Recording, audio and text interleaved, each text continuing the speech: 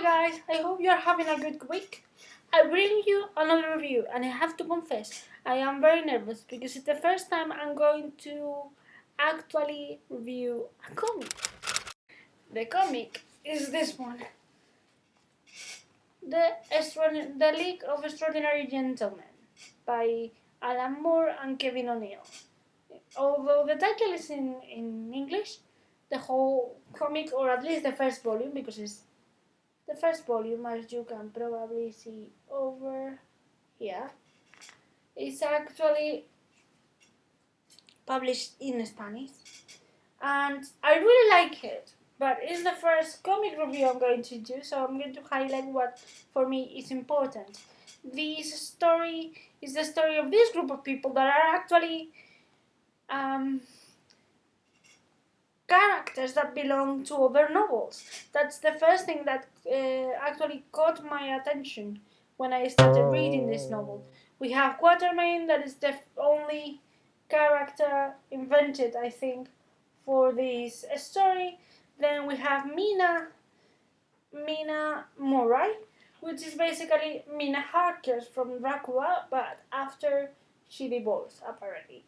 Then we have Dr. Jekyll and Mr. Hyde. We have Mr. Hyde over here. Then we have Nemo from 20,000 Miles Underwater. I think it's called, by Julius Verne. Sorry, I'm not sure if they are actually the titles. I used to read them in Spanish. Well, I read Dr. Jekyll and Mr. Hyde in English and Spanish. That's why I know the names properly. And then we have The Invisible Man, that I don't remember who was the writer of The Invisible Man at the moment. If you know it, please leave it in the comments down below. So this group of people are actually a special unit in the English Secret Services, and they have to capture a villain, and I'm not going to say who, in the London street, because there's a sort of a war in London between gangs, and one of them is planning to actually erase the city from the map using a special weapon that this group of strangers have to actually collect before it is used. They have to find it and bring it back. So for me, this story was special to start with, or to begin with, because it takes the characters of books I either know or have read and take them out of its pages and makes them a gang, a weird gang that doesn't know, or they don't know how to behave between one another. They don't take orders because they normally work separately. So mixing Nemo with I don't know, Hyde. Nemo is not the kind of social person you are expecting to find. Hyde cannot be controlled.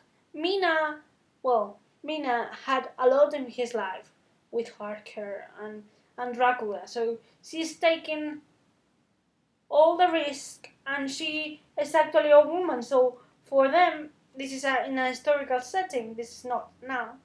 So the boys are actually very rude to her sometimes, and she's quite bossy. So the boys don't know how to behave or how to deal with a woman that is actually bossy and knows how to handle stuff. And I adore that. Although I understand that there are some very not nice comments about women and people from other races, you have to put the sentence in context. So we are not in the today's normal world. I think we're in the 800s or something like that. So that's why there are some kind of thought thoughts or habits that are actually not accepted today. I should say, before going into what I like about this book, that it's an adult comic. It's very gruesome. It has a lot of like scenes that either show very gory fight scenes or scenes with sexual content, either explicit or implicit. So if you're going to pick this up, you should know it.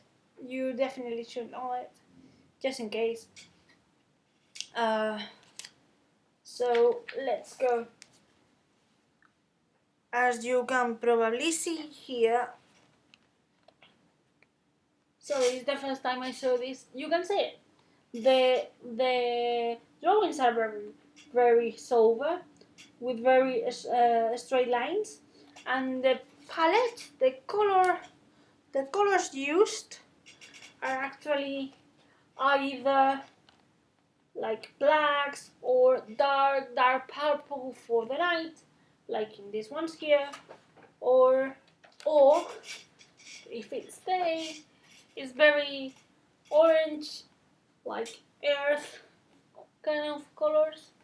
This is at the beginning of the story when they met and they have to investigate about the rude more like killing.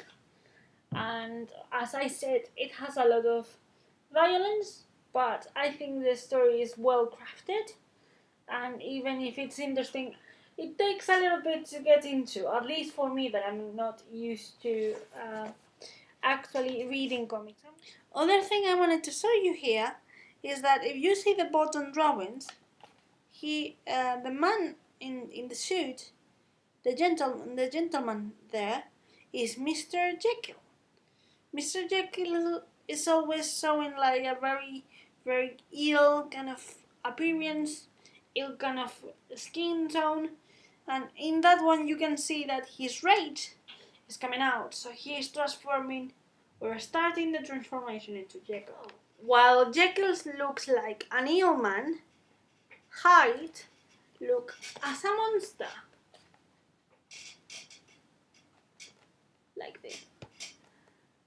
This actually doesn't match with the original portrayal of Hyde, who is short, is like a very short man, very like kind of grotesque, but you don't know exactly why.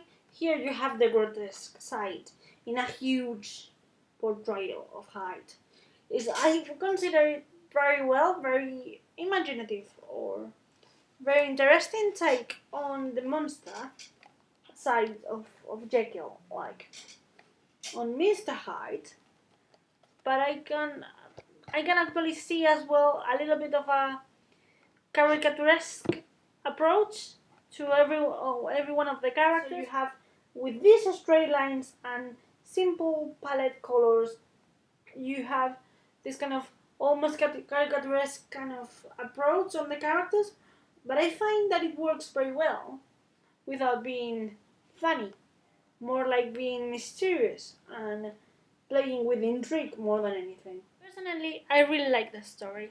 It's the first comic in a very long time that I read, and I find that although at the very beginning it was a very kind of difficult for me to do, like reading a comic and get invested in the story, once I get used to how the comic was and the rhythm, I really enjoy it.